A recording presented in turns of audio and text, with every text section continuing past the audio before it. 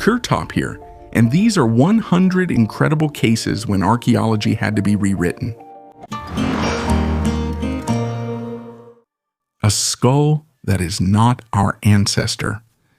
In 1960, a skull embedded in a limestone wall was found in the Petrolona cave in northern Greece. Since then, its age and evolutionary place have been debated. Estimates have ranged from 170 to 700,000 years, and interpretations have varied from early Homo sapiens to an ancient European on an unusual evolutionary line. New research has narrowed the window to no younger than 277,000 years. Based on its set of features, it is closest to Homo heidelbergensis, the ancestor of Neanderthals, who lived in Europe during the Middle Pleistocene. This is not a definitive answer. The dating depends on the layer and the method, and the skull itself has gone through a long history of research. But the picture is becoming clearer. At this time, early Neanderthal populations were already present in Europe, and the Petrolona specimen fits into this group. Based on the condition of the teeth, he is considered a young man. There is something else important as well. The discovery confirms the presence of ancient humans in the region long before the classic Neanderthal sites, and before the appearance of anatomically modern humans in Europe. Petrolona is used as a testing ground. Here, dates, morphology, and the results of new scans are compared. For now, the conclusion is cautious. The find is rare, but based on its features, it fits into the lineage of European Neanderthal ancestors. The Wolfsegg Iron Cube. Austria, 1885. A worker splits a piece of brown coal, a tiny iron cube with flat faces and grooves, as if made on a lathe, rolls out of the black lump. The newspapers instantly dubbed the find a bolt from the Stone Age. After all, the coal was found in layers that are over 20 million years old. The cube ended up in the Salzburg Museum, where it was discovered that it wasn't pure iron but cast iron with a high content of carbon and slag. The alloy is typical for 19th century blast furnaces. There's a tiny tail visible on the edge, the spot where molten metal flowed out of the casting mold. Under the microscope, the surface is covered with porous chambered rust, just like blast furnace slag. It seems that a piece of waste accidentally ended up in a coal cart, and along with it was deposited in the layer. And yet, looking at the almost perfect planes of the cube, visitors remark that the geometry is just too precise for a random fragment. Maybe it's a part of an unknown mechanism that nature hid deep within the rock. A letter from the future. In one of the temples of Abydos, there is a carving on a ceiling beam that still baffles even those who reject all conspiracy theories. There, next to the classic hieroglyphs, you can clearly see the outline of a helicopter. Below it, there's something that looks like a tank or a submarine. There's also an object that resembles a drone with 4 blades. The shape of the object is too precise to be a coincidence. Mainstream scholarship says that this is a palimpsest. It's the result of later priests carving new symbols over the old ones. Supposedly, some of the plaster crumbled over time, and the overlapping images created an optical illusion. But then why is this illusion so clear? Why did the figures turn out to be complete? And most importantly, why do they look like 20th century technology and not abstract symbols? And this isn't an isolated case. In the temples of Dendera and Edfu, there are also images that seem too technologically advanced for their era. The Dendera lamp is the most famous example. A giant glass bulb with conductive elements inside. Egyptologists say it's a symbol of the origin of life, but engineers say it's almost a diagram of an electron tube. Some inscriptions contain terms that still haven't been translated, not because they were forgotten, but because their structure does not fit into known grammar. Space. The more I studied the late Nazi projects, the more often I had the feeling that at some point they stopped operating within the bounds of this reality, as if they no longer believed in victory on Earth and started seeking an escape to another dimension, literally. Projects related to aviation increasingly resembled attempts to break away from conventional physics. Disc-shaped craft, tests with electromagnetic fields, ideas of a gravity shield. But behind the engineering there was another layer, an ideological one. They believed that humanity had lost contact with something greater, and that the Reich had to restore that connection. In 1945, strange terms began to appear in SS documents: solar intelligence, pure perception, signal interception. At first, I thought these were just pseudo-scientific ideas, But then I realized it wasn't fringe people. It was individuals linked to the Ahnenerbe Himmler. They sought to establish telepathic contact with someone or something they called higher forms of consciousness. One version suggests it wasn't about gods, but extraterrestrial intelligence, which supposedly had already contacted the Aryan race at some point in the past. Theories about this differ.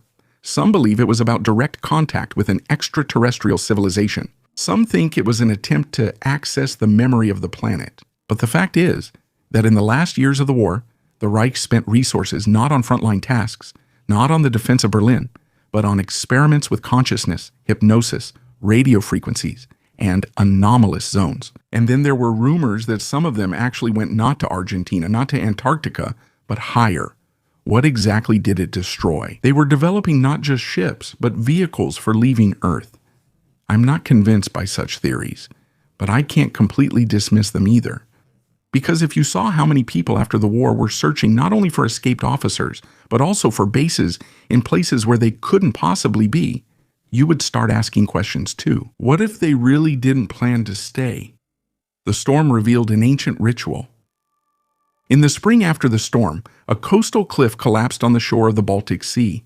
The chunk of clay that fell down was hiding something inside that no one would have found without the help of nature itself. It lay underground for almost 3,000 years and turned out to be in perfect condition. Its length is 24 centimeters. It is decorated with ornaments, stars, crescents, symbols resembling signs of the sun and moon. According to archaeologists, the weapon had ritual significance. It may have been used in rituals related to the cult of the sun, and the ornaments correspond to the astral symbolism of the Bronze Age. The place where it was found gave no hint of what was buried there. Just clay, just a crumbling shore. And here it is, the object that lay in darkness for 3 millennia, coming into the light for just a few seconds before it could have been carried away by the water. Sometimes archaeology is not just about excavations. It's when the earth itself chooses the moment to show you something important. The smell of Egyptian mummies. Scientists have studied the scents of ancient Egyptian mummies for the first time, revealing unexpected details about the embalming process. The analysis showed that the mummies emit woody, spicy, and sweet aromas associated with the use of natural preservatives. The researchers studied 9 mummies, whose ages range from the New Kingdom era to the Byzantine period. Using gas chromatography and mass spectrometry, they determined the composition of the embalming substances: pine, cedar, and juniper resins, myrrh, frankincense, spices, herbs, vegetable oils, animal fat, and wax. According to experts, the discovery will help preserve ancient artifacts and also open up new opportunities for museums. Now visitors will not only be able to see, but also to smell ancient Egypt, immersing themselves in the atmosphere of that era. Scents played an important role in Egyptian rituals. A pleasant aroma symbolized divinity and purity, while stench was associated with decay and impurity. Even after 5,000 years, mummies have preserved their fragrance, highlighting the importance of this aspect in ancient culture. The composition of the ritual cocktail. For the first time, scientists were able to study organic remains inside an ancient vessel that is 2,000 years old. The study showed that ancient Egyptians consumed a special ritual cocktail that included fruits, nuts, alcohol, biological fluids, and psychoactive substances. The vessel, known as the Bezmug, was studied using innovative technology developed by scientists from the University of South Florida in collaboration with colleagues from Italy. This is the first time that the complete chemical composition of a ritual drink, including its psychoactive and medicinal components, has been identified. Bezmugs were dedicated to the Egyptian god of the same name, the patron of fertility, healing, and protection. He was depicted with a crown of feathers, large eyes, and a tail. Such vessels were used from the 16th century BC to the 5th century AD, and the specimen understudy dates back to the Ptolemaic period. Analysis revealed traces of honey, grapes, sesame, pine nuts, licorice, and hallucinogenic components. Scientists suggest that the mixture was used in magical rituals. People were looking for confirmation of a successful pregnancy because in ancient times, it was considered a dangerous and unpredictable process. Such a cocktail probably caused visions, helping to establish a connection with the deity. Unusual remains of ancient monkeys. In one of the caves on the island of Hispaniola, in the Caribbean Sea, fossilized remains of ancient primates were found, which probably became prey to a large predatory owl. The discovery was reported in the Journal of Human Evolution. Excavations were carried out in a flooded cave in the Dominican Republic, where archaeologists discovered 7 skulls, 5 lower jaws, and many other skeletal fragments. Scientists concluded that these remains belonged to the species Antilotrix bernensis, which went extinct about 10,000 years ago. According to research, the primates that lived on Hispaniola weighed up to 2 kilograms and probably lived in small families, feeding on fruit. Experts suggest that the remains ended up at the bottom of the cave after an attack by a predatory bird. Professor Shivan-Cook notes that the marks on the bones indicate that these primates fell victim to a large owl. The skulls and jaws show damage characteristic of predatory birds. Desert tunnels leading nowhere.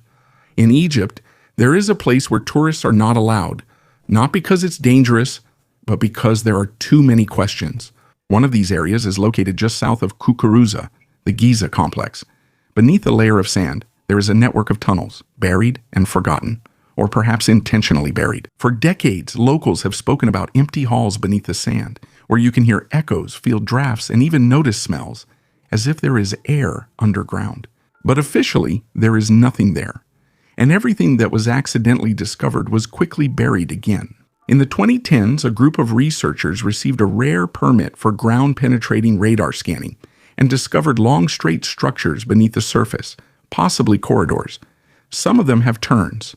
The length is tens of meters. The depth is about 5 meters. All ran strictly parallel to the plateau's main axis. After the data reached the press, the permit for further work was revoked. The cameras were removed and the sand restored. Photos show this. Some of the entrances began in crevices among the old ruins. Stone descents, steps, as if leading down. All of this was roughly sealed with cement and bricks. On one of these walls, someone scratched a word in English with a nail. Silence. Muted. No one knows who wrote it. But so much suggests that Egypt is not what lies on the surface, but what is beneath it. And it's very important to someone that we don't go down there. The unfinished structure at Aswan. In the granite quarry near Aswan lies a giant unfinished obelisk. It's almost 42 meters long and weighs about 1,200 tons. The ancient craftsmen had already leveled the sides.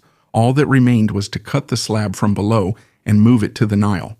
But a crack appeared in the stone, and the work was abandoned. The tool marks are visible to the naked eye, long grooves, as if made by a modern cutter, and round hollows where the rock was chipped away with pounding blows. Mystery enthusiasts are convinced only a diamond blade could make such a smooth cut, or perhaps a beam of unknown energy. That means the builders of the temple possessed technology lost along with Atlantis.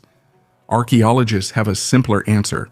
The Egyptians used spherical dolerite hammers. After thousands of strikes, the hard dolerite would drive the quartz grains of the granite inward, leaving a smooth groove. Then wooden wedges were inserted into the groove and soaked with water. The swollen wood would expand and split off a layer. Gentle vibrations formed even lines, similar to the work of a modern chisel. Calculations show that with a team of 100 stonemasons, the block could be freed in a few months. A crack made it unusable and the project was stopped. Today, the unfinished piece lies like a museum exhibit, preserving both the ambitions of the pharaohs and the technologies of the Bronze Age.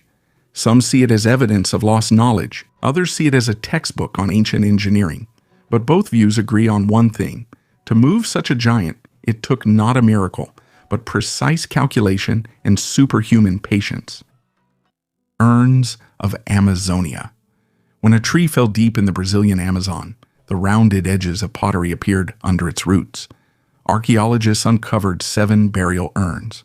2 of them were especially large. Inside were human bones, and nearby were bones of fish and turtles. The urns were only 40 centimeters below the surface, probably under old houses. There were no ceramic lids. It seems they were covered with organic material that has rotted away. The site is Lake Quechila in the municipality of Fonteboa. Here, on the high floodplains, artificial islands were built up hundreds of years ago. This was not a whim, but engineering. Soil mixed with pottery fragments was brought in and arranged so the platform could support a house and resist floods. The urns were found on this platform. The ceramics show an unexpected mix of techniques, plus a rare green clay that is known from only a few places in the region. Why fish and turtles ended up in the urns, along with people, remains an open question. It may have been part of a ritual, a household item, or a sign of a connection to water. For now, these are only theories. But the organization of the site, the artificial islands, and the recurring shapes of the vessels indicate a regular practice, not a one-time event. The urns are now in the TIFI laboratory. Dating will use organic material, isotopes, and paste comparisons. The tradition might even be named entrance to the underground ecosystem. In central Vietnam, there is a place that even science has not yet reached. Son Jong Cave is the largest on Earth. It is more than 6 kilometers long. The volume is 38 million cubic meters. To understand the scale, a whole block of skyscrapers could easily fit inside. But the main thing is not the size. The main point is that this cave contains its own ecosystem. It has its own river, lakes, jungles, and stalactites that are tens of meters long. There are plants, insects, and microorganisms. Many of them may be unknown. No light penetrates there. It has its own air. Humidity, temperature, and pressure are all contained inside. It's as if the planet decided to create its own reserve outside of history. And what's interesting is that we still don't know where this cave ends. The final point hasn't been explored. There might be another chamber further on, another biosphere bubble, or even an entirely separate evolutionary path that developed parallel to ours. Glass that has survived for centuries. In one of the museums in Europe, there is an object that at first glance looks like a designer bowl from a modern glass workshop. Thin strips of multicolored glass twist into a spiral, forming a dense, even pattern. But this item is about 2,250 years high. It was made during the Hellenistic era. At that time, craftsmen did not yet know how to blow glass. That technology appeared later. The bowl was made by hand. The thinnest threads of molten glass were wound onto a mold, layer by layer, until the vessel reached the desired size and pattern. Each thread was laid with millimeter precision. The colored spirals have not faded and the glass has not become cloudy. The vessel has kept its shape as if it just came off the craftsman's workbench yesterday. Such items rarely survive to the present day. Glass breaks, cracks, and shatters easily.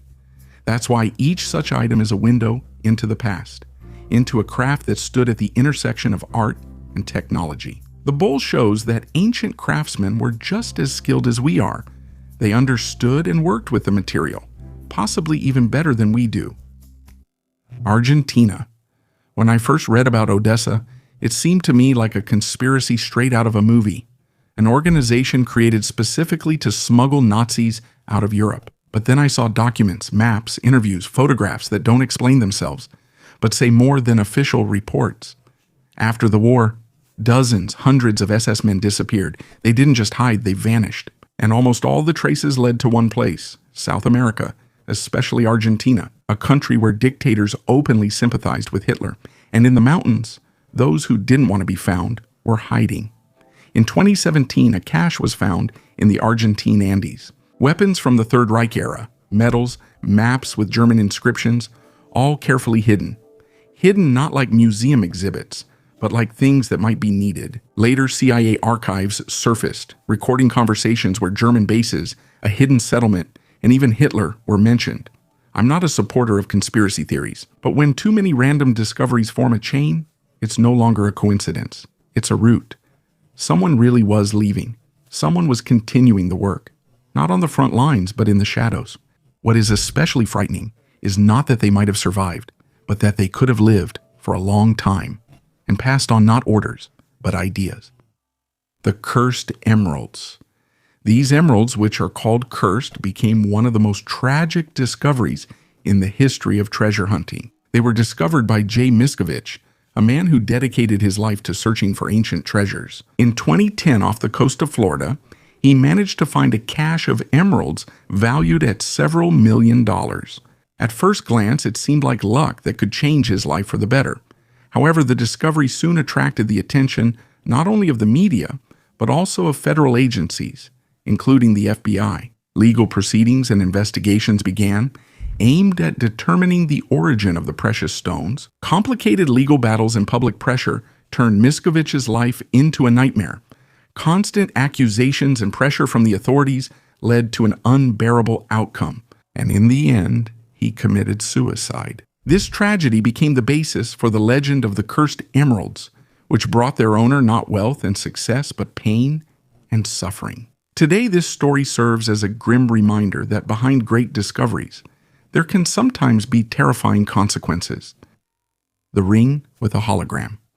This unusual Roman ring found in the tomb of the noblewoman at Bucciacorta dates back to the 1st century AD. Its unique feature is the hologram effect, created by a masterfully engraved portrait, presumably of her son, Titus Corvilius Gemellus. According to historical records, Titus died at the age of 18, and the ring likely served as a tribute and a symbol of the mother's grief. The ring is made of gold, and the stone set in the frame is perfectly polished and contains a miniature image. This portrait is unusual for that time. The facial details look so realistic that they create the impression of a three-dimensional image, as if someone is looking out from within the stone. Such a technique was incredibly complex, indicating the highest level of skill among ancient Roman jewelers. But the ring also raises mystical questions. Some believe that its owner might have used it as an amulet, connecting her with the spirit of her son, possibly to seek advice or protection. The mystery of the artifact is heightened by the fact that very few engravings with such an effect have been found, and it is still unclear how such a striking optical bull-shaped vessel. In Salnitsa, Bulgaria, archaeologists discovered ritual artifacts over 6,000 years old. The excavations took place in the prehistoric settlement of Salnitsa, located near Provadia. This site was an important center for salt production, a valuable resource at that time. The first inhabitants extracted brine from salt springs by evaporating it in ceramic jars placed in pits. Over time, they developed special furnaces that allowed them to process up to 30 kilograms of salt at a time, which significantly increased the scale of production. However, a series of earthquakes undermined the settlement's economy and defense, which led to its decline. The recent discovery of a ritual sacrifice pit offers new insight into the inhabitants' spiritual practices. Among the artifacts was a zoomorphic vessel in the shape of a bull, symbolizing strength and fertility, as well as a ceramic vessel with geometric patterns and miniature figurines. Remains of ancient dwellings of the Everkiski house were found, which adds to the historical context of Salnitsa. In Baramini, Sardinia, a strange structure rises, a 3-story stone tower made of huge stone blocks. No cement, no arches, no metal. Everything is held together by the precise balance of weight. This is Su-Nuraxi, the heart of the ancient Nuragic culture that lived here more than 3,000 years ago. The tower is surrounded by a ring of smaller towers connected by walls, and inside there is a well carved directly into the rock. Its depth is 15 meters, and there is still water in it to this day. Scientists believe that the Nuragi served as a fortress, a symbol of power, and possibly a place for rituals at the same time. The unique feature of Su-Nuraxi is that it has been preserved almost completely. You can climb the stairs, walk through the inner corridors, and see how people of the Bronze Age built things. Each slab weighs several tons, but they are laid so precisely that you can't fit a knife blade between them. Excavations have shown that this place was used for centuries. It was initially a fortification, then a settlement, later a storage area, and even a burial site. In the 20th century, archaeologist Giovanni Liliu excavated the complex and showed it was a whole stone city, not just a single tower. The Nuragi reminded us that Bronze Age Europe was no dark age. People here knew how to design, build, and create monuments that have stood for millennia. The wooden wheels of lead. In the Slavic marshes of the Ljubljana marshes, archaeologists in 2002 unearthed a wheel with a diameter of 70 centimeters, along with an oak axle. Radiocarbon analysis showed an age of 5,100 to 5,350 years, making it older than the Sumerian carts and certainly older than any official date from school charts about the invention of the wheel. The construction is striking in its simplicity and maturity right away. 2 maples joined with oak pegs, and traces of charring along the rim. It seems it was fired for strength, as if the craftsman already knew maintenance techniques. At first, many bloggers were sure that the find was rewriting history. They said that European hunter-fishermen from Neolithic pile villages were ahead of Mesopotamia. Scientists, however, are not treating the find as a sensation. The dating has been confirmed, but the maple disc may have been part of a simple lift for fishing nets or a two-wheeled cart, and not a wheel for a large wagon at all. Even a modest version is significant, as it suggests people may have invented the wheel independently at least twice. The artifact is now displayed at the Ljubljana City Museum. Tourists look at the blackened rim and can't help but imagine over which wooden planks it once rolled its load, and whether the mechanisms of that very Neolithic village might still be hidden in the nearby swamp. A person can't fit in there. Inside the Great Pyramid, there are strange passages that for decades were thought to be ventilation shafts. But the problem is that neither air nor a person could pass through there. These shafts start in the so-called Queen's Chamber and extend upward at a sharp angle, ending in stone plugs with copper fittings. At first, they weren't even taken seriously, but then a robot was sent in there. In 1993, engineer Rudolf Gantenbrink designed a mechanism that was able to crawl inside. It crawled along the smooth walls as if the shaft had been specially polished. At the end of the path, the robot came across a stone slab with two pins that looked like door handles.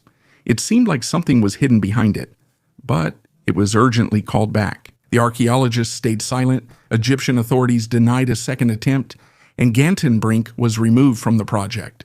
The second robot, launched later, drilled a tiny hole, and behind it there was another chamber. It's unclear whether it was empty or if no one wants to say what was found inside. No one could have used these shafts while alive. They're too narrow, but they're perfect for storing something that was meant to remain untouched. The tomb that someone tried to rob. Summer of 2023, Abkhazia, Markul settlement. An ordinary plot of land and a ruined ancient crypt. It was broken into by looters. The robbers tried to steal a bronze sigilla, but they were caught on the spot.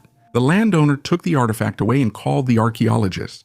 What they discovered amazed even the most experienced specialists. The crypt from the 3rd century BC turned out to be a real golden tomb. 70 items made of pure gold, plaques, beads, elements of clothing and jewelry, rosettes, flowers, lunulae, twisted threads, foil. The craftsmanship is extremely delicate, with almost jeweler-like precision. Some gold pieces reflected Scythian Sarmatian style, while others showed ancient influence. Local craftsmen at cultural and trade crossroads may have created them. Archaeologists even found the remains of sacrificial animals, traces of a ritual important for the burial of a noble person. Judging by the artifacts, bones, glass beads, and bronze bracelets, the buried person was not just wealthy. He was a member of the elite, possibly a priest or a chief. The irony is that the crypt was destroyed not by time or nature, but by people. The same kind of people who once built it. The coin looks more like a medal. This is not just money in front of you. This is a decadrachm, an ancient Greek coin worth 10 drachmas. It weighs about 43 grams. Its size is almost like a modern medal. Its purpose was more like a medal than money. These coins weren't used in markets, but minted for special occasions, war victories, offerings to the gods, or remembrance. On this one, there's an image of the nymph Arethusa with a laurel wreath, earrings, and a thin chain around her neck. Around her are 4 dolphins. They seem to be moving in a circle, protecting her, or circling like waves along the shore. This coin was minted in Syracuse. It was here that the cult of Arethusa was especially strong. According to the myth, the nymph escaped from Alpheus and turned into an underground spring that emerges on the shores of Sicily. And nearby, the sea, dolphins, and the city that celebrated its victory through beauty. Decadrachms were minted rarely, usually as a special issue, and they were hardly ever used. They were given as gifts, kept, and sometimes buried. Few have survived today. Each is more than an artifact. It's a memory carved in silver. A reminder that money was once closer to ritual than to the market. An artifact made from a hippopotamus tooth. Archaeologists have discovered in Spain the oldest artifact made from a hippopotamus tooth. This find, dated to 243,000 years. BC confirms the existence of trade links between the Pyrenees, Africa, and the Middle East as far back as 4,500 years ago. A rare item was found among artifacts from the Bobila Majorelle settlement in Barcelona, which belonged to the Veraza culture. The artifact is about 10 centimeters long. One end is pointed, the other is broken. Scientists suggest that this is a tool possibly related to textile production. Analysis showed that the artifact is made not from a fossilized tooth, but from a fresh hippopotamus tooth. Traces of red pigment mixed with organic substances, possibly animal fat or egg white, have been preserved on its surface. Arabian treasures in Russia. In Veliki Novgorod, a record-sized hoard was discovered, consisting of Arabian silver jewelry and coins dating back to the late 10th century. The find was made on Vozdvijenskaya Street during excavations at a construction site.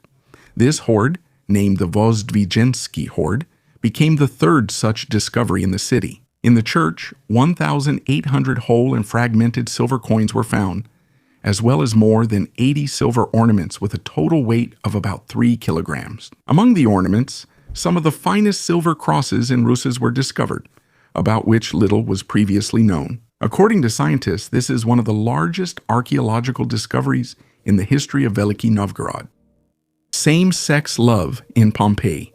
2,000 years ago, when the eruption of Vesuvius destroyed the ancient Roman city of Pompeii, two victims of the disaster clung to each other in their final moments. They became known as the Two Maidens, believed to be mother and daughter or sisters. However, new DNA research has changed the perception of their story. Scientists from the Max Planck Institute conducted an analysis of the remains preserved in plaster casts. The results showed that both of the deceased were men, and their posture could indicate a very close relationship between them. Now, experts suggest that the pair could have been same-sex lovers. CT scan data and DNA analyses confirmed that the deceased were not related. The man identified as Individual 22 was over 20 years old, while his companion, Individual 21, was between 14 and 19 years old. I believe it's not entirely correct to conclude that there was a same-sex relationship between the two men just based on their position at the time of death during the volcanic eruption. But modern scientists can also be quite surprising with their reasoning. My goal was simply to talk about this discovery, so to speak. It's up to each person to believe the scientists or not.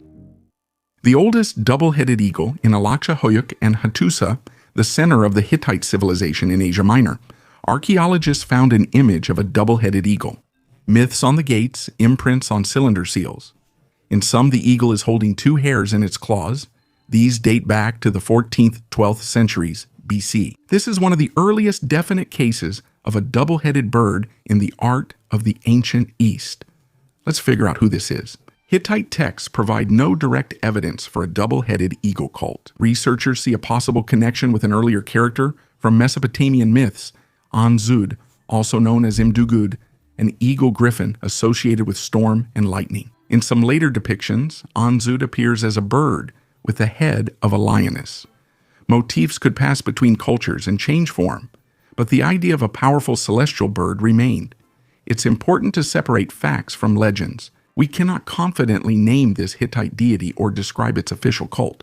There are few sources, but we can be sure that the double-headed eagle, as a symbol of power and protection, appeared long before Byzantium, the Seljuks, and Rus. Already in Hittite art, it occupies a guarding position, on gates, at passages, next to scenes of rulers. In antiquity and the Middle Ages, double-headed birds were depicted on tents, fabrics, and shields.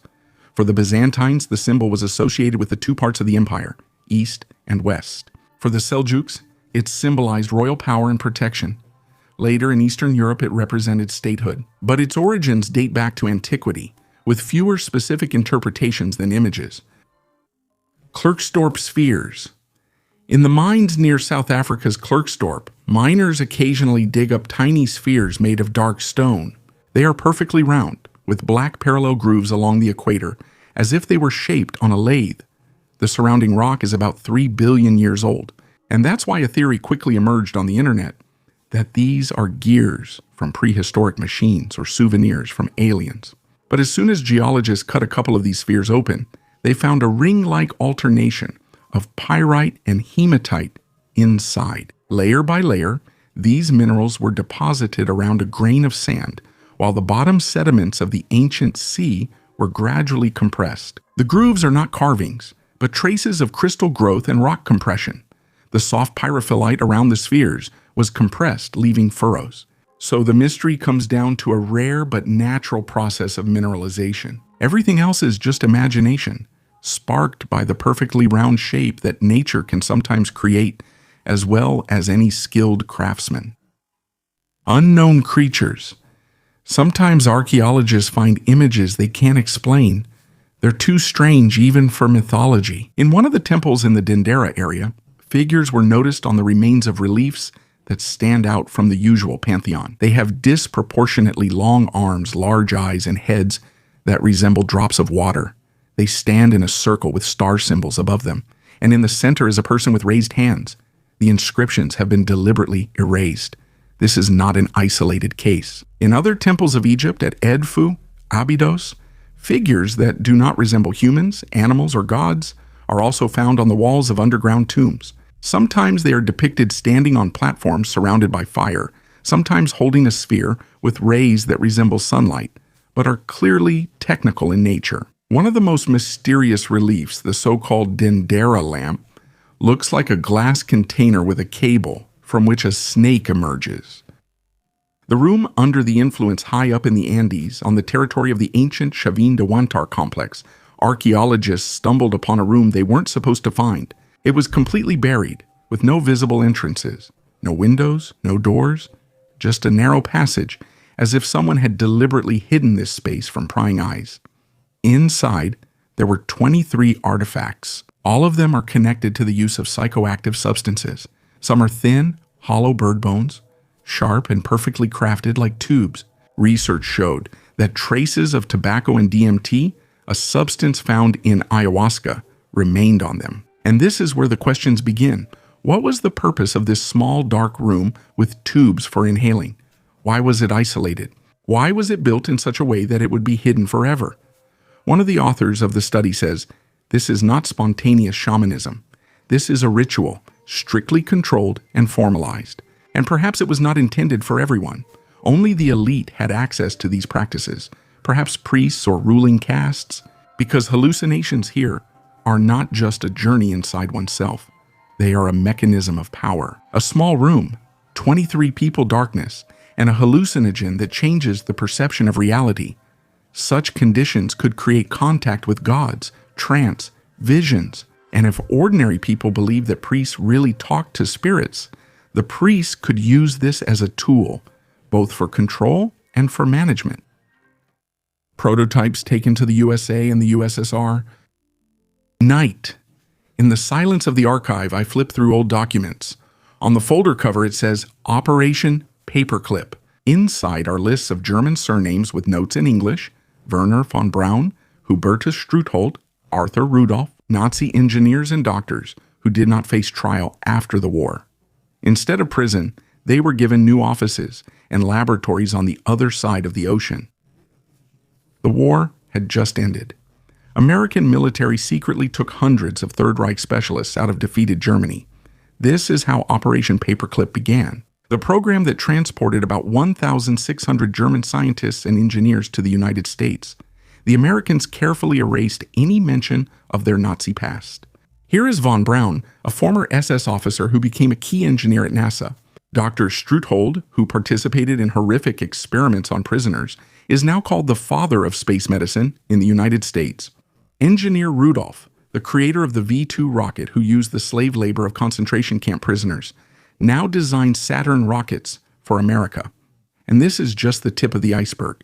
Along with them, German aircraft designers, chemists, and dozens of other former Nazis also settled in the United States. The Americans took not only people but also captured technologies. Tons of secret blueprints, rocket parts, and experimental samples of new technology. Any knowledge that gave an advantage in the new war turned out to be more important than morality. Meanwhile, the Soviet Union was conducting a similar hunt. In the fall of 1946, Operation Osoaviakhim was carried out. In one night, more than 2,000 German engineers and their families were forcibly sent deep into the USSR. There, at secret facilities, former enemies worked side by side with Soviet designers. No one cared about their past beliefs. Only the skills they gained while serving Hitler mattered. A few years later, rockets created with the help of these German specialists would launch a Soviet satellite into orbit and send the first human into space. Many of the major breakthroughs of the Cold War, from ballistic missiles and jet aircraft to the flight of a human to the moon, grew out of this dark legacy of the Third Reich. The defeated Nazi genius was invisibly present in the achievements of the new superpowers. Nazi engineering did not disappear, it simply changed its flag, and along with it, a part of the immoral ideology seeped through. The end justifies the means. Science serves power, even if there are crimes behind it. On paper, the world condemned Nazism at Nuremberg, but in reality, the victors eagerly took advantage of its achievements. This is the flip side of victory, which they preferred to keep silent about. Sometimes I wonder, did we really win? Or did we just take what they created and integrate it into our own world? If the technologies, methods, and even people of the Third Reich became part of our future, does that mean we truly rewrote it? Or did we just continue under a different flag? Skin and scales on an ancient skeleton. Paleontologists studied an amazingly well-preserved plesiosaur skeleton that was found in Germany back in 1940. The fossil lay for decades in a museum garden until, in 2020, scientists discovered that it preserved soft tissues, skin, and even cell nuclei. This discovery helps us better understand the appearance of ancient marine reptiles that lived 183 million years ago. The body of the plesiosaur was sealed in the Posidonia shales, which allowed the skin to be preserved along the spine and on the flipper. It turned out to be thicker than previously thought and resembled the skin of sea turtles. Microscopic analysis showed that the tissue structure matches that of modern reptiles. The most amazing discovery was the scales on the flipper. They resemble the scales of snakes and lizards and could have helped the plesiosaur either when moving along the bottom or when maneuvering in the water. Scientists compare the appearance of this reptile to a hybrid of a leatherback and a green turtle. There are still debates about the appearance of long-necked plesiosaurs, but this discovery provides the first real data on what they looked like. The stone chain. In front of you is a unique architectural feature of the Goreshvara Temple, located in the city of Jalandhar, India. The temple was built in the 16th century and is known for its intricate carved elements, among which this chain, carved from a single piece of stone, stands out in particular. Carving such a chain from a single monolith is a striking example of the skill of ancient Indian stonemasons, which still inspires admiration today. In Indian architecture, every element of a temple has its own meaning and serves a spiritual role. These elements could symbolize the connection between the earthly and the divine, or be an expression of strength and eternity. The Goreshvari temple was built during the flourishing period of the Vijayanagara dynasty's architecture, known for its grand structures and attention to detail. A piece of a home. This preserved part of a Roman leather tent is a remarkable reminder of the daily life of soldiers who guarded Hadrian's Wall in Roman Britain. Built in the early 2nd century AD, the wall stretched for 117 kilometers, dividing the Roman Empire from the barbarian lands to the north. The fort of Vercovicium, part of this defensive system, was an important garrison where Roman soldiers lived and served. The tents were made from dozens of goat skins, carefully sewn together to withstand the harsh conditions of Britain's northern climate. Each contubernium used one such tent. It was their home, a place to rest, and a shelter from bad weather. The manufacturing process was so skillful that the seams and joints provided protection from rain and wind, which was critically important in the constant dampness and cold. However, the preserved part of the tent raises questions. How did such a fragile material manage to survive for 2,000 years? Archaeologists suggest that it was preserved by the special conditions of the fort's soil, as well as minimal exposure to oxygen. Mystics, on the other hand, claim that such tents could have been soaked in special solutions, the secret of which has been lost. Perhaps this is a legacy of knowledge that the ancient Romans might have acquired earlier. The Ashoka Pillar in Delhi, India, is a 7-meter iron column that has stood in the courtyard of the Qutb Minar for 1,500 years. The metal is dark, but almost without rust, just a thin brown film, like varnish. Legend has it that if you wrap your arms around the pillar, your wish will come true. Some say that the pillar was forged using a recipe given by celestial blacksmiths. The pillar is unusual because normal iron would rust in India's climate within a few seasons. But this one stays intact. Its material has been studied often. It turned out that the shaft is welded from hundreds of strips of wrought iron with a high phosphorus content and almost no sulfur. When rain slightly corrodes the surface, the phosphorus reacts and forms a dense passive film that blocks oxygen better than any paint. The column was turned so that the side with more phosphorus-rich metal faced the midday sun. The heat helped the protective film form more quickly. The pillar's durability isn't miraculous, but the result of lucky ore selection and skilled craftsmen who precisely positioned it. Still, the pillar seems out of place among the rusty grates and staircases. A tourist running his hand over the cold metal doesn't notice the phosphorus oxides, but scientists wonder, how could blacksmiths of the 5th century, without blast furnaces and laboratories, come up with a composition that would last 10 times longer than they did? The answer is known, but the sense of the magic of iron doesn't go away. A lock under the asphalt. During excavations in the center of Moscow, in the Nikolskaya Street area, archaeologists found a metal combination lock from the 17th century, 7 discs with Latin letters and the initials MW on the end. The lock was simple but neatly made. Who used it is unknown. It might have been a travel trunk or perhaps a personal box. Nearby, in the remains of a burned building, bells made of non-ferrous metal were found. They likely date to the late 16th or early 17th century. They were probably hidden before a raid or fire, as people do when they're unsure if they'll return. The bells were well preserved, lying buried in the ground in a corner. In other areas, they found a Turkish dish, baking molds shaped like pine cones and flowers, and tiles with ornaments. All of these are everyday items. They belong to different people from different places, from different eras, but ended up in the same layer, all within the same city beneath what we have long considered an ordinary street. Statues of the guards. A joint Cambodian-Chinese team conducted excavations at the entrance gates to the royal palace, built in the 11th century for the kings of the Khmer Empire. This palace is part of the Angkor Thom complex, which includes the famous Angkor Wat temple. During the excavation, archaeologists discovered 12 ancient guardian statues made of sandstone. These figures, created around the 11th century, were previously placed on top of the gate in 2 rows. Each statue is unique in size and details and is about a meter tall or more. The photographs show the statues as standing figures, some of which hold a staff in their right hand, surrounded by exquisite decorative elements around their heads. The condition of the statues varies. Some remain almost intact while others are covered in cracks and worn by time. According to archaeologists, the Angkor Thom Palace underwent regular modifications over 600 years of rule by various Khmer kings. The team plans to clean and restore the statues in order to return them to their original place. The deception of the century, which still exists today. In the mid-19th century, London was swept by a craze for medieval lead artifacts. Medallions, amulets, and coins with rough carvings, strange dates, and meaningless inscriptions appeared on the market. Many experts considered these items to be genuine. No contemporary would make a forgery so carelessly. They were wrong. The authors turned out to be 2 small-time dealers, William Smith and Charles Itten. In 1857, they set up a small-scale production on the banks of the Thames. Plaster molds, lead alloys, acid aging, coating with river silt.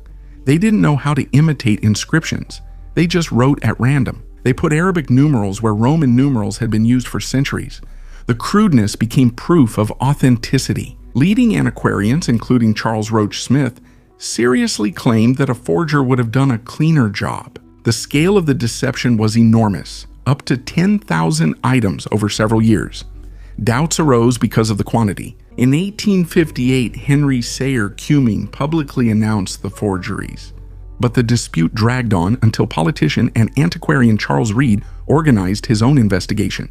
He persuaded one of the accomplices to switch sides and obtained the plaster molds, direct evidence of the origin of the antiquity. Then the story became even more absurd. After being exposed, Smith and Itten continued their craft and even improved the quality. There were arrests based on a tip from a priest, released due to lack of evidence, and Smith's disappearance after his partner's death. The duo's legacy is still alive today. Their medieval works can be found in museum collections and appear at online auctions, once again catching those who believe that irregularity is a sign of authenticity. Considering the number of countless artifacts they made, it's hard to imagine how many are now kept in museums around the world, especially in private collections. After all, few people would want to admit that they once bought a metal fake for a huge amount of money. Гигантские рыболовные каналы.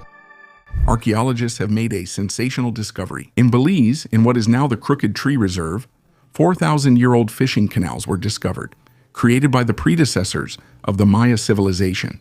Using drone data and Google images, researchers identified a complex network of earthen canals stretching for several kilometers through marshy areas. These unique zigzag-shaped canals indicate that people were already actively modifying the landscape at that time. Around the canals, archaeologists found jagged arrowheads that were probably used for catching fish, such as catfish, as well as reservoirs for storing the catch. It is believed that the canals were built about 4,000 years ago by semi-sedentary peoples on the coast of Yucatan and were used for more than 1,000 years. This coincides with the formative period, when the Maya began transitioning to sedentary agriculture and forming their unique culture. Major landscape changes, such as these canals, preceded the construction of the great Maya temples, roads, and pyramids, becoming the foundation of their cultural development. These canals not only provided food, but also contributed to population growth and dietary diversity. Archaeologists believe that the knowledge and experience of these early peoples played an important role in the emergence of the great Maya civilization, connecting it to more ancient traditions. The oldest hairstyle by culture. This is an amazing find. A preserved hairstyle about 3,300 years old, discovered on the head of an ancient Egyptian. The elaborate braids are striking in their complexity and excellent preservation. In ancient Egypt, hairstyles were of great importance and were often used to express status, age, and social position. Hair care included the use of oils and aromatic products, which also contributed to the longevity of their ancient hairstyles. In the oldest hairstyles, details such as braids allow scientists to better understand how important appearance was to the ancient Egyptians and what skill was required to create such hairstyles. The statue of a mongoose from ancient Egypt. This artifact is not only a charming find, but also one of mystical significance. In ancient Egyptian mythology, the mongoose was associated with divine forces of light and protection. In Heliopolis, the center of the cult of the sun god Ra, the mongoose symbolized the victory of light over darkness. According to myths, the god Ra, taking the form of a mongoose, fought Apophis, the serpent of chaos who threatened the solar bark. This bronze statue with a solar disk on its head symbolizes solar energy and immortality. Such artifacts were often placed in temples or used in rituals for protection against evil. Interestingly, some researchers suggest that the mongoose, with its ability to hunt snakes, also symbolized the skill to overcome difficulties and defeat enemies, both spiritual and physical. Many similar figurines have been found in tombs, where they likely served as amulets to help the souls of the deceased overcome dangers in the afterlife. Mongooses, which became part of sacred Egyptian symbolism, remain a reminder of the deep connections between nature, religion, and the spiritual philosophy of this ancient city. Tatar screws. In 1996, local geologists surveyed an abandoned quarry near the village of Kucherova in Tatarstan. They split open a sandstone boulder. Inside, they found a finger-length metal bolt with a visible thread. The photo soon appeared in newspapers. They said that the technology of prehistoric builders was frozen in Jurassic period stone. The legend was gaining popularity. People talked about a hidden mine where nuts and washers were found. And one worker swore that the bolt's thread was exactly like on an M8. When the sample was sent to Kazan University, they found no metal in it. The bolt turned out to be a limestone column soaked with iron minerals. Under the microscope, the thread turned into discs, identical segments of an ancient sea lily crinoid, a fragment of which got stuck in the bottom silt millions of years ago and mineralized together with the sand. Such screw-like stem segments are known to paleontologists all over the world. If you split the rock across, they look like perfect washers, And if you split it lengthwise, like a spiral, science seems to have explained everything. But the stone with the bolt still lies in the school museum with a sign saying, "Mystery of Nature." The guides smile. Just one blurry photograph is enough for a multi-million-year-old crinoid to turn into a part of an unknown mechanism. And once again, bloggers and pseudoscientific archaeologists are trying to rewrite history. The Sphinx is older than we think. The Sphinx is one of the most recognizable symbols of Egypt. It is considered the younger brother of the pyramids, carved during the time of Khafre around 2500 BC. But more and more researchers are convinced that this is not the case. The reason lies in its body, more precisely in the traces left on it. On the Sphinx's surface, especially the sides and back, there are deep vertical grooves that look as if they were eroded by water. Not wind or sand, but water specifically. The problem is that there haven't been heavy rains in Giza, at least not for the last 8,000 years. But geologist Robert Schoch calculates that such erosion could only result from extended heavy rains, which haven't occurred since the last ice age ended. If Schoch is right, the Sphinx could be 1,000 years older than the pyramids. It might be 10,000 years old, or even older. It might have stood here before recorded history began. And the pyramids appeared later next to it, as a sign of respect or fear. It has strange proportions. Some suggest that originally the head was different, larger, and not human, that it was altered later, erasing what was there before. Maybe it was someone they wanted to forget or whose name they feared to say. If the Sphinx is truly the remains of a civilization before Egypt, then our entire chronology collapses, because then Egypt is not the beginning, but only a continuation. Turned out not to be a man. In Jerusalem, archaeologists made an unexpected discovery while studying the burial of the ascetic monk. It turned out that the remains belonged to a woman, which was unusual for monastic practices of that time. The grave was found in Khirbet el Massaner, where a Byzantine monastery was located from the 4th to 7th centuries AD. Heavy iron shackles about 10 centimeters in diameter were found around the skeleton, which initially led scientists to assume that the buried person was a man. However, analysis of the tooth enamel confirmed that it was a woman. This fact changes our understanding of asceticism in the Byzantine Empire. Although there are written sources about female ascetics, such as Melania the Elder and Melania the Roman, archaeological evidence of such practices is extremely rare. The iron shackles indicate extreme forms of self-restraint in the pursuit of spiritual perfection. Until now, it was believed that such practices were exclusively male. The monastery was located on the pilgrimage route to Jerusalem, which made it an important center not only for prayer, but also a refuge for travelers. The discovery of this burial suggests that women played a more significant role in monastic communities than previously thought. The oldest medicine.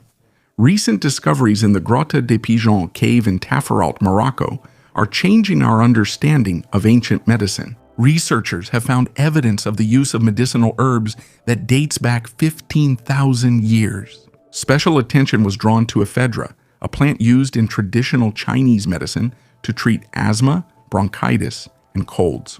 The research is based on the analysis of macrofossils found in layers from the late Pleistocene. The Grotta de Pigeon cave is known as the oldest cemetery in North Africa, where 34 skeletons of Stone Age hunter-gatherers are buried. Ephedra, found in ritual burials, has powerful healing properties, including epinephrine and pseudoepinephrine, which help with nasal congestion and stimulate the nervous system. The preserved ephedra fruits found in the cave indicate its use for pain relief and stopping bleeding during trepanation, a skull operation performed 15,000 years ago and considered one of the oldest in the world. The cave is also known for the ritual of tooth removal, a painful ceremony marking the transition to adulthood. Ephedra likely helped to relieve pain and bleeding, demonstrating its importance in the cultural traditions of ancient inhabitants. These findings confirm that as early as 15,000 years ago, people had deep knowledge of the properties of plants, skillfully using them both for healing and for ritual purposes long before the Neolithic era. Последние зубы фюрера. When I was reading about the Argentine bases and Hitler's escape, I always had one question. Is there even a single direct piece of evidence that he actually died in 1945? In April 2024, the FSB published a photo that answered this question. The picture shows a jawbone, officially recognized as Hitler's remains. They are kept in a cigarette box. 9 teeth. Everything is authentic. French forensic expert Philippe Charlier compared this jawbone with X-rays from 1944. The match is absolute. Moreover, traces of cyanide were found on the metal of the dentures. This confirms the suicide theory. Poison, capsule, gunshot, everything just like in the official sources. It's a strange feeling. For years, we looked for conspiracies, theories, and legends of an escape, but it was much simpler. No tunnels, doubles, or submarines. Just a jaw, a dusty archive, decades without publicity, as if no one wanted this subject to be put to rest once and for all. Maybe because reality isn't as spectacular as the myth. On January 12, 1967, professor of psychology James Hiram Bedford became the first person to undergo cryopreservation. Preparation occurred in extreme conditions. The body was cooled with ice, then cryoprotectants were introduced through the vascular system, after which it was placed in dry ice and transferred for long-term storage in liquid nitrogen at a temperature of minus 196 degrees Celsius. In the following years, frequent transport of the remains made it hard to maintain proper conditions. Relatives and enthusiasts provided nitrogen at their own expense until 1982, when the body was placed in permanent storage in Alcor. The 1991 examination recorded mechanical damage to the soft tissues and a number of defects related to early, by modern standards, primitive cryoprotection protocols. Modern specialists consider the likelihood of successful revival to be extremely low. The procedure began after legal death. Vitrification of the brain tissue was incomplete, and microcrystallization of ice leads to irreversible structural damage. The story of Bedford, however, influenced the movement. Today, hundreds of bodies and neuropreservations are stored in cryonics companies in the US and Russia. Thousands of signatories are signing contracts for the future. From a scientific point of view, the case remains a historical precedent and a demonstration of the organizational, ethical, and technological limitations of cryonics since the mid-20th century. When assessing prospects, actual tissue preservation parameters matter more than expectations. Psychoactive vessels. In 2024, archaeologists discovered a vessel in the temple of the goddess Hathor, on the walls of which was depicted a smiling god Bes, the patron of dreams, childbirth, and, as it turned out, something much stranger. Traces of a substance remained in the vessel. Its chemical analysis gave an unexpected result, a mixture of alcohol, honey, and psychoactive components, including those that cause strong visual hallucinations.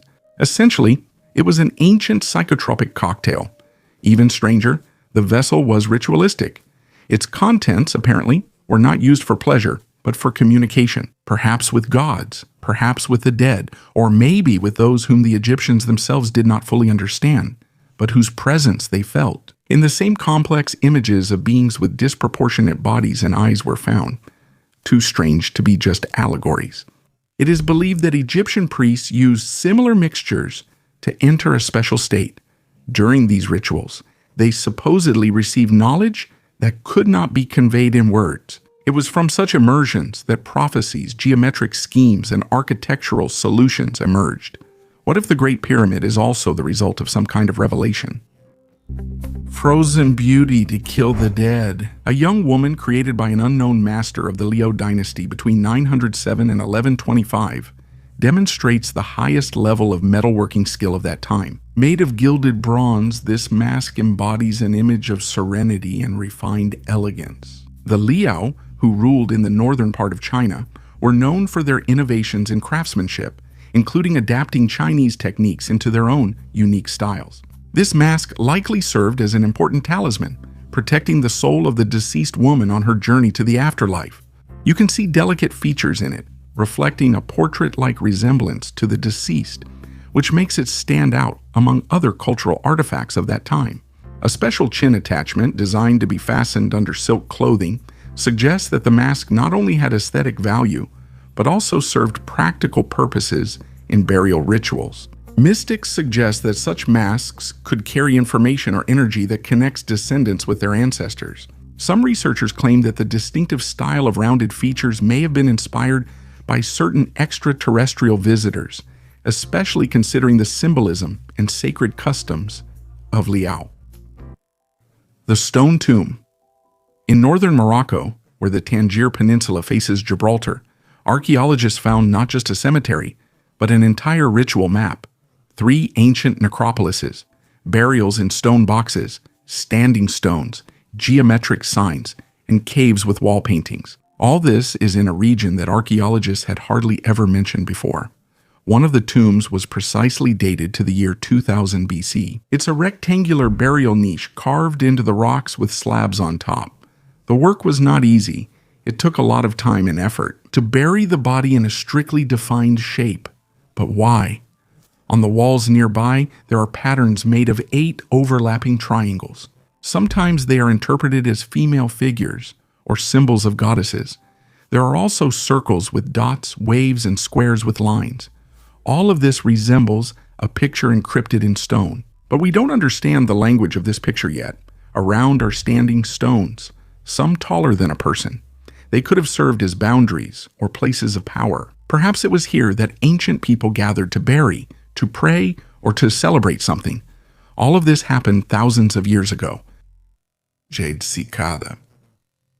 In front of you is a jade cicada created during the Western Zhou dynasty. This artifact is not just an ornament. It had a deep symbolic meaning. In Chinese culture, the cicada was considered a symbol of rebirth and immortality, while jade was seen as the stone of eternity. Such a figurine could be placed in the mouth of the deceased before burial, with the belief that it would help the soul pass into the afterlife and be reborn. The traces of red paint found on the artifact are also important. The color red symbolizes protection and good luck. The delicate carving demonstrates the high level of skill of ancient Chinese craftsmen. Pay attention to the eyes, the folded legs, and the patterns that give the figurine an almost mystical appearance. Such items were part of rituals and reflected the religious beliefs of people of that era. Ancient phonograph records.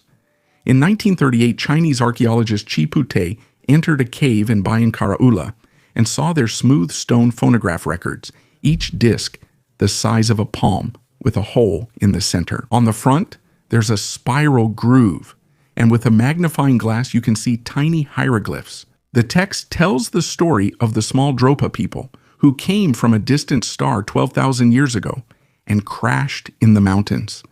The legend quickly became surrounded by details.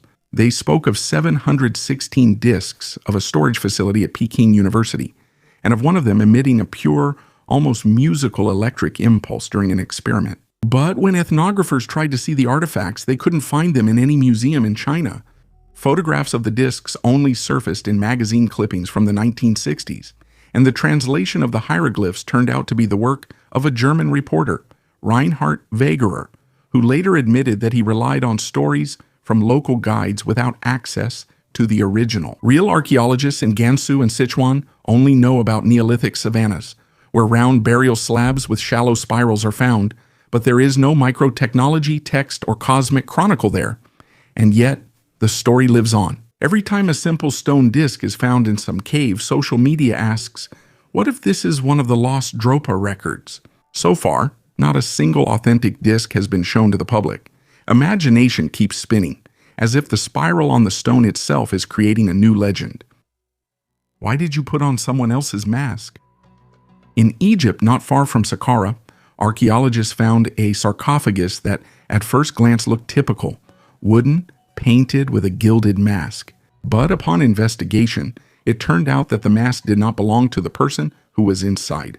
The tomb dates back to approximately the 7th century BC, a time when Egypt was experiencing a period of crisis and frequent dynastic changes. In those years, funeral workshops operated like assembly lines, and old sarcophagi were often refurbished and reused. It seems the same thing happened here. The mask, inlaid with glazed inserts, was taken from another sarcophagus and roughly fitted to a new face. Even the fastenings at the neck don't match. Inside was the body of a middle-aged man. Remnants of bandages and amulets typical of the Memphite necropolis were preserved on him. No signs of wealth, only the careful work of the embalmers. Apparently the person was not a noble, perhaps a priest or an official. This happens once in a lifetime. 2 years ago, David Dan from the British town of Sapcote, Leicestershire, got interested in metal detecting to spend more time outdoors.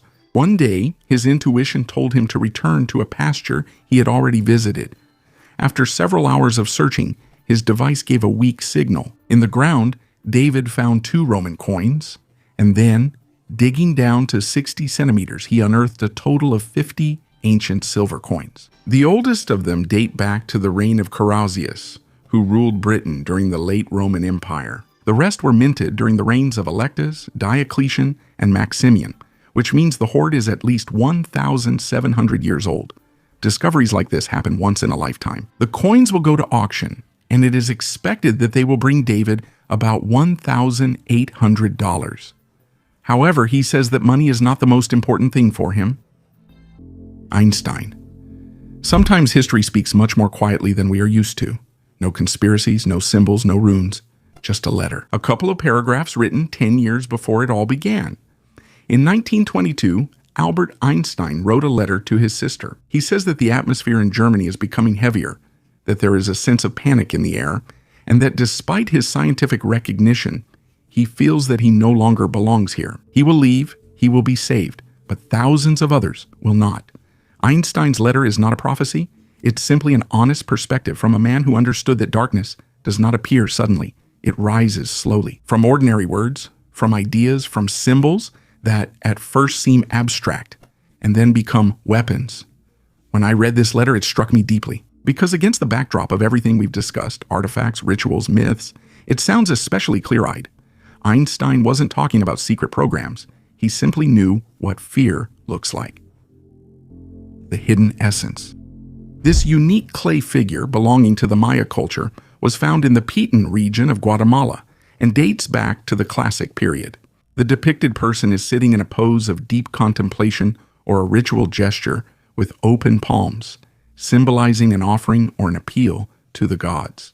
He is wearing a mask on his head, which evokes associations with modern helmets or even spacesuits, making this artifact the subject of much speculation. The mask could have symbolized a connection with the other world or served as part of a ceremonial costume intended to imitate gods or spirits. However, in its unusual features, some researchers see references to contact with extraterrestrial civilizations. Maya legends often mention celestial beings who brought knowledge from other worlds, and such iconography could be a symbolic representation of these traditions. The figure also features decorations, a massive medallion, and bracelets, which indicate the high status of the person depicted.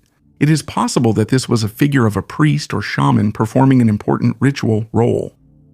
In Ireland, after a hurricane toppled a 215-year-old beech tree, the skeleton of a young man who died in the Middle Ages was discovered in its roots.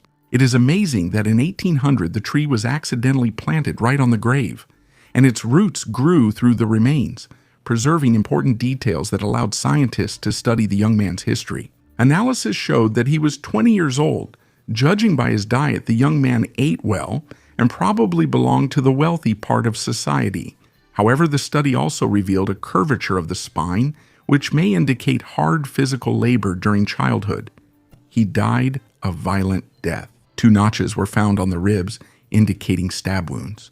This case highlights the importance of accidental archaeological discoveries that shed light on the personal stories of people who lived centuries ago. Pharaoh's DNA. You'd think it's the 21st century. We have sequencing technologies in laboratories and an international team of scientists. We can learn from a bone what a person ate, what they died from, and who their ancestors were. But there is a strange exception. Egypt, more precisely Egyptian mummies. Since 2007, different laboratories have tried to decode the DNA of the pharaohs. Some results were published, but they almost immediately disappeared, or they were reconsidered or questioned. Too many things didn't match. One of the most mysterious cases is Tutankhamun. His genetic analysis sparked a storm of controversy.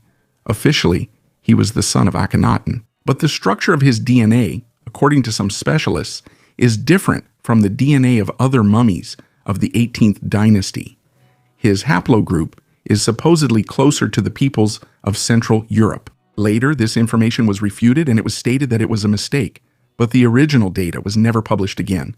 The same story happened with the mummies found in Luxor, in the area of the so-called Golden City. There, the analysis didn't work at all.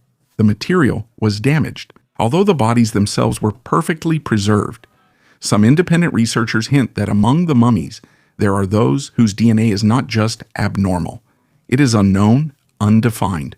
It does not belong to any genus or species. Even today, with a fully equipped lab, if we can't identify who was in the sarcophagus, perhaps the issue isn't science, but that we're searching in the wrong place. A Stone Age axe. During excavations in southern Denmark, in Rewritten, archaeologists found an item that is rarely seen in such condition. A stone axe, completely preserved together with its wooden handle. The find is about 5,500 years old, and it is precisely its condition that makes it unique. In peat soil saturated with moisture and organic matter, the wood did not decompose but seemed to be frozen in time. This is not just an abstract archaeological object or a rare museum artifact. This is a real working tool that could have been used for construction, hunting, or everyday use. The slightly curved handle, the shape of the attachment, the traces of wear, all have remained in place. This speaks not of a symbol, but of the person who carried this axe and perhaps even passed it down as an inheritance. And then it was lost or left behind and lay in the ground for thousands of years. Finds like these matter not just for their rarity, but because they let us experience antiquity as a continuation, not just an idea. Only time separates us from those who held this axe. An interesting discovery in Egypt. In Egypt, 2 divers discovered unique artifacts from the Greco-Roman period, raising hundreds of ancient relics from the seabed. However, instead of handing the finds over to the authorities, they tried to keep them for themselves.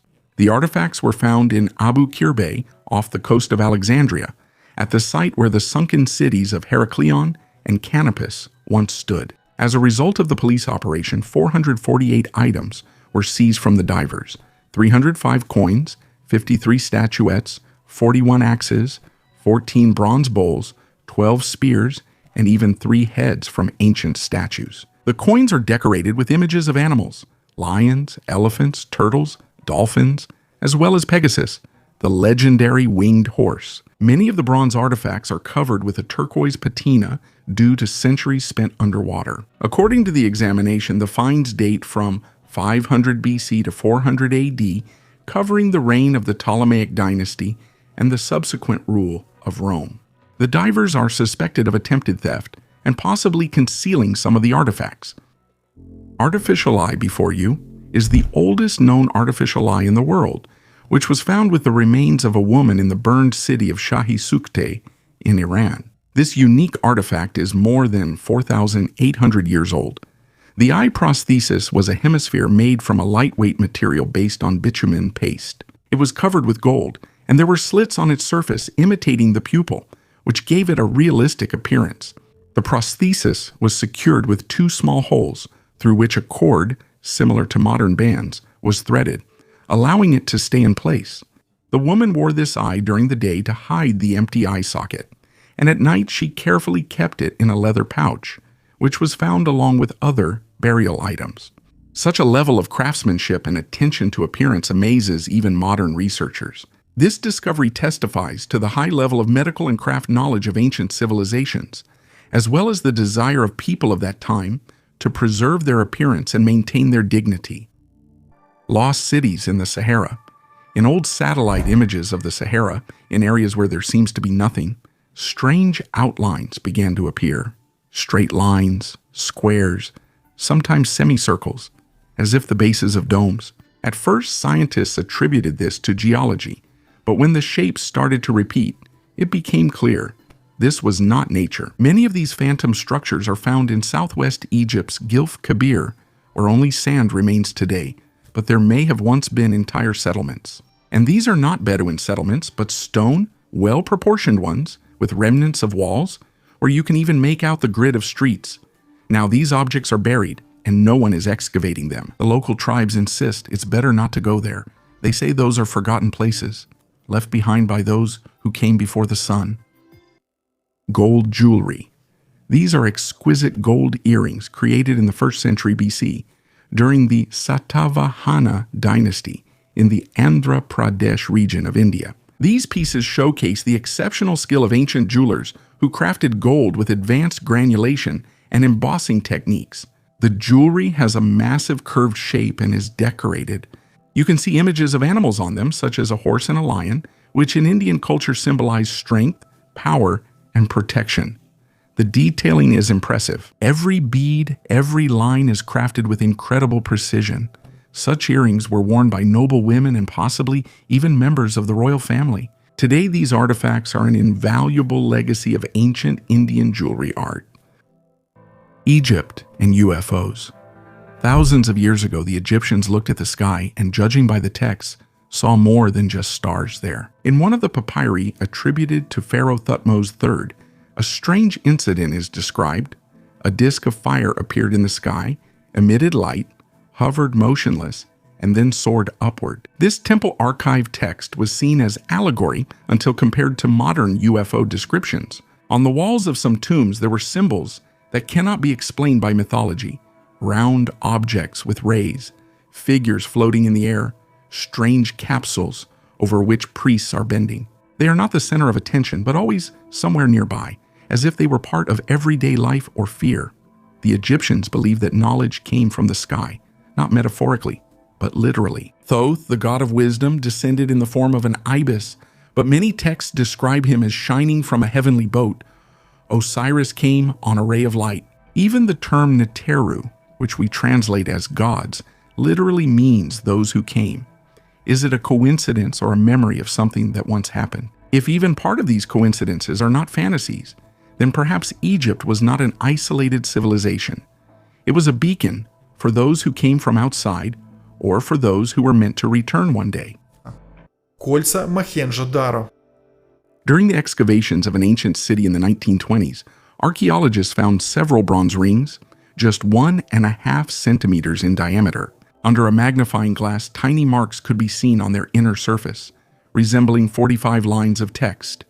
It was as if the craftsmen of the Incan civilization could write finer than a human hair. 8 decades later, the rings were examined under an electron microscope, and it turned out that some of the scratches really did match individual symbols of Incan writing, but the rest of the markings were just random pits. Over the millennia, the bronze became covered with crystals of copper and arsenic, and then a thin layer of corrosion connected the spots into the illusion of a continuous inscription. Judging by their shape, the rings were amulet stamps. They were dipped in clay or soft fabric to make an imprint, a signature, and over time, the working surface wore down into a deceptive pattern. However, the idea of the Indus nanoscript has not faded. Every time another bronze ring falls out of the sifted earth, researchers pick up a microscope.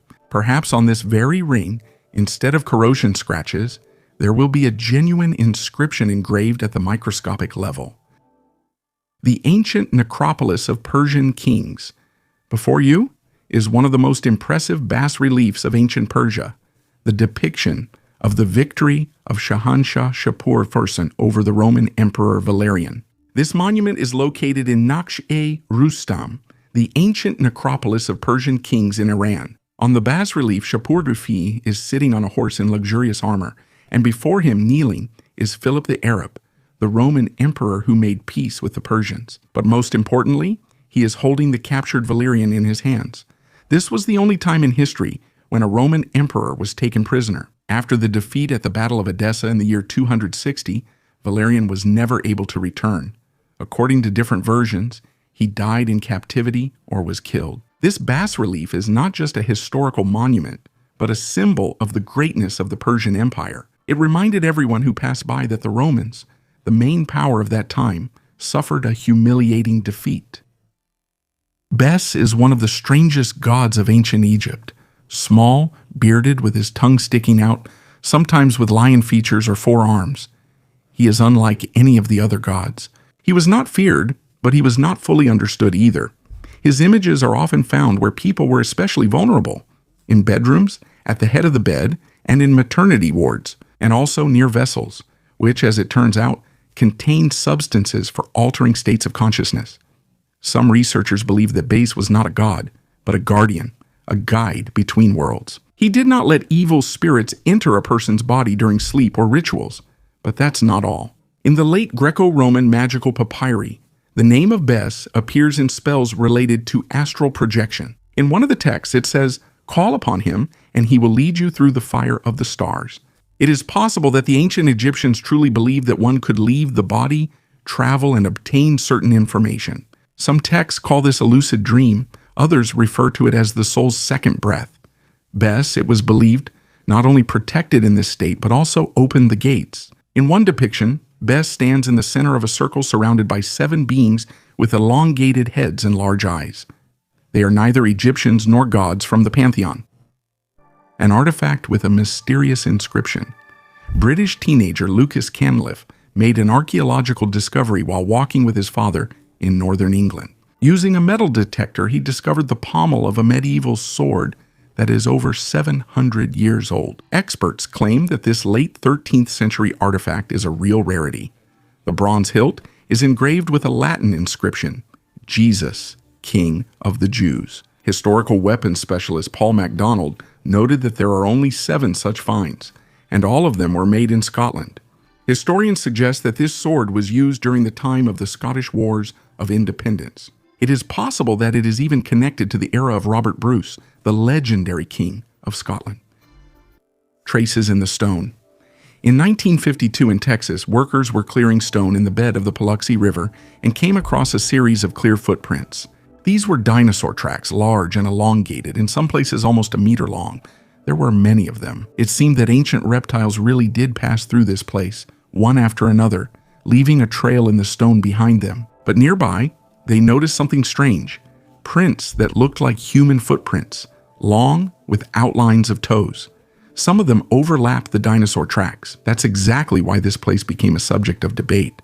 Some people saw the discovery as a sensation, claiming it was proof that humans and dinosaurs existed at the same time. Scientists, however, were more cautious. Some explained the shape of the tracks by erosion, others by forgeries. There have been cases when similar human footprints were carved directly into the limestone to later sell them to tourists. There is still no definitive explanation, but regardless of the debates, the scene itself is traces of movement left 100 million years ago, and that alone is already quite amazing. Tablets in garbage dumps. There is a paradox in archaeology. The more puzzling a find is, the higher the chance it will simply be set aside or thrown away. In the area of Tel El Amarna, during the excavations, a flat clay tablet was once found. The symbols on it did not resemble either hieroglyphs or Sumerian cuneiform. It ended up in the category of unsorted material, and then it disappeared, just like dozens of similar finds. Sometimes such objects are discovered years later, in storage rooms, closed boxes, and even trash near the excavation sites. Some didn't want to register it, some didn't understand, and others got scared. After all, some of the symbols on the tablets, according to witnesses, looked more like diagrams or formulas. What doesn't fit gets thrown away. That's the price of a convenient history.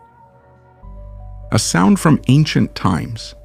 In the residential quarter of Akhetaten, the capital of Pharaoh Akhenaten, built in the middle of the desert as a symbol of a new religion, archaeologists found an item that at first might have seemed insignificant. A small bone cylinder the size of a finger phalanx, with a neatly carved hole and a beveled edge at the mouthpiece. Only upon close examination did it become clear that this was neither an ornament nor a fragment.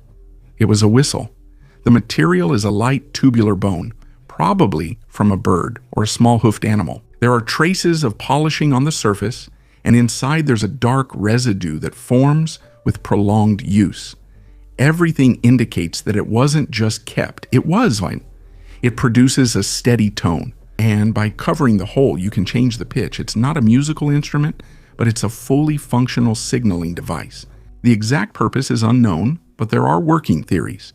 In Amarna, as Akhetaten was called, few such items are found, and all of them are in residential or craft areas. It could have been a children's whistle, a toy, or a signaling tool in a workshop to cut through the noise of the yard and give a sign to an assistant. There's also a theory about ritual use. In Egypt, sound often accompanied household rituals, processions, and prayers. The whistle is carved cleanly, with equal proportions and beveled edges.